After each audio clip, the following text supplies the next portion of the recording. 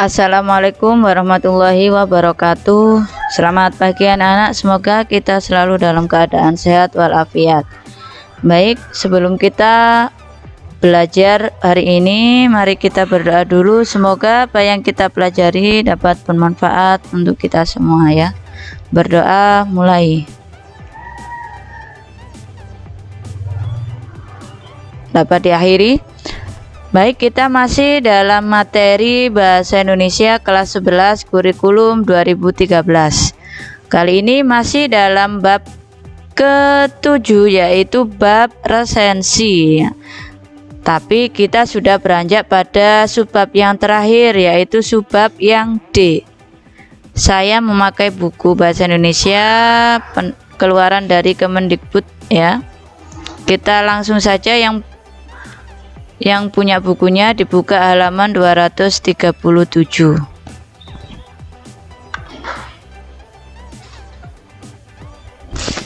Oke, untuk materi subbab D yaitu mengonstruksi sebuah resensi dari buku kumpulan cerita atau novel yang dibaca. Nah, ini berarti masuk dalam buku buku fiksi ya, atau buku karya sastra.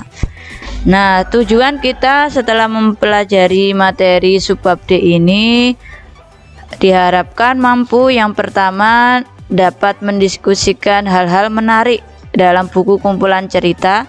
Yang kedua yaitu menulis resensi dari buku kumpulan cerita. Langsung saja materi yang pertama yaitu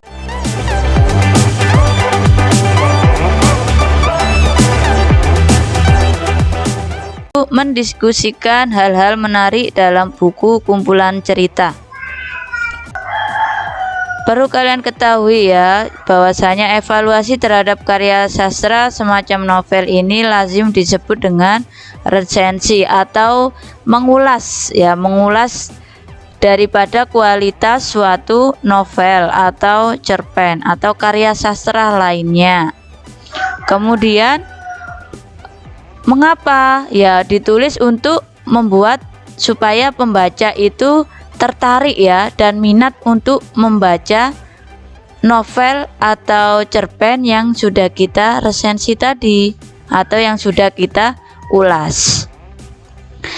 Oleh karena itu, di dalam sebuah resensi itu mengandung pernyataan-pernyataan yang bersifat persuasif atau bertujuan mengajak, membujuk pembaca untuk ya tertarik dan membaca karya yang sudah kita resensi, seperti itu ya. Nah, supaya tertarik ya harus ada pernyataan-pernyataan yang kita tonjolkan ya, atau yang kita kita membuat pembaca itu merasa kagum dengan novel atau cerpen yang sudah kita ulas itu. Jadi kita harus menunjukkan satu sisi yang sifatnya itu dominan ya. Dari sisi apa ya? Dari sisi yang menarik. Misalkan kalau memang sebuah cerita itu dari sisi nama-nama tokohnya, ya kita tonjolkan ya nama-nama unik daripada tokoh dalam sebuah novel atau cerpen yang sudah kita ulas. Atau dari sisi alur atau jalan ceritanya, ya silakan ya, dari jalan ceritanya kayak yang kamu tonjolkan ya, yang sering kamu bahas itu jalan cerita. Nah, seperti itu ya.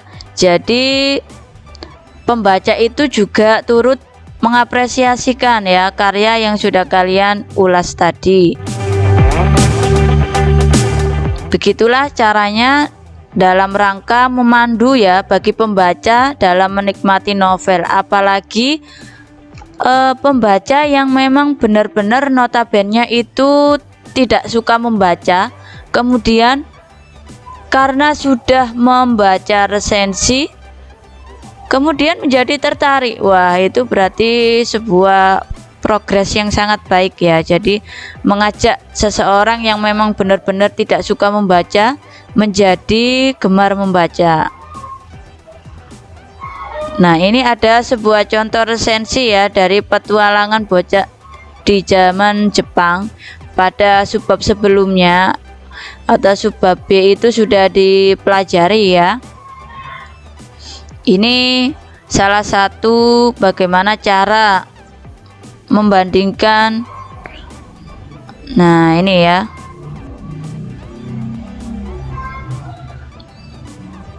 Silakan dibaca sendiri ini. Kemudian ini ada catatan ya. Perhatikan petikan ya atau kutipan daripada perjuangan bocah di zaman Jepang.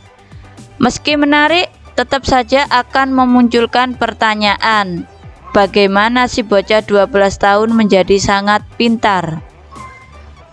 Kemudian yang kedua, namun uniknya, ada kata uniknya. Nah, ini kan peresensi atau orang yang membuat resensi ini memberikan sebuah sisi menariknya ya, sisi menarik dari sebuah cerita perjuangan bocah di zaman Jepang. Tidak ada satupun terjemahan untuk kosakata Jepang tersebut. Jadi bagi yang tidak mengerti bahasa Jepang seperti saya ini adalah yang meresensi tadi ya. Juga ya tebak-tebak saja sendiri ya. Ini adalah sisi menariknya ya. Kalau orang awam atau pembaca awam pasti kan menjadi penasaran, masa sih ada kosakata Jepang sampai tidak bisa diterjemahkan? Lah, maka pembaca itu pasti akan mencari bukunya dan ikut membacanya. Nah, itulah ada sisi persuasifnya yang mengajak pembaca itu didorong untuk membaca juga, yang diambil dari sisi keunikannya. Seperti itu ya. Jadi itulah bagaimana cara mengajak atau mengambil dari sisi yang unik atau sisi yang menarik dari sebuah karya. Namun setiap karya itu memiliki sisi menarik yang berbeda-beda. Jadi silakan ditemukan dengan cara bagaimana? 3 cara tadi ya. Harus menguasai isi, kemudian harus bisa memiliki daya analisa. Seperti itu ya. Jadi harus diterampilkan ketiga hal itu. Kemudian jadi pemahaman tentang unsur-unsur novel harus terkuasai dengan baik. Unsur-unsur novel itu apa saja sih? Ya, kaitannya dengan unsur intrinsik dan ekstrinsik. Kalau intrinsik itu dari dalam, contohnya judul, penokohan, perwatakan, dan lain sebagainya ya. Kemudian kalau dari segi ekstrinsik, yaitu ini ikhtisar, hal-hal menarik, kemudian nilai-nilai yang dapat diambil, dan kesimpulan dari sebuah novel ya. Jadi 1 sampai 4 ini meliputi intrinsik dan ekstrinsik sebuah novel atau unsur-unsur novel.